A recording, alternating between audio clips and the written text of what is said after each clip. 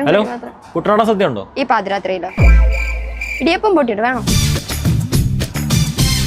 കുട്ടനാടൻ ചാപ്പിലെ രുചി copy paste ചെയ്ത് വെച്ചിരിക്കുകയാണെന്ന് വേണമെങ്കിൽ പറയാം. ഈ ഷെഫിനെ നമുക്ക് കൊണ്ടുപോയാലോ?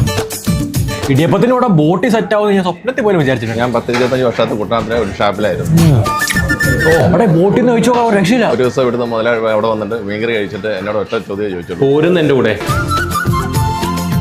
നാടൻ മീൻകറി എന്നൊക്കെ പറഞ്ഞ ഇതാണ് പാൽക്കപ്പയുടെ കോമ്പിനേഷൻ.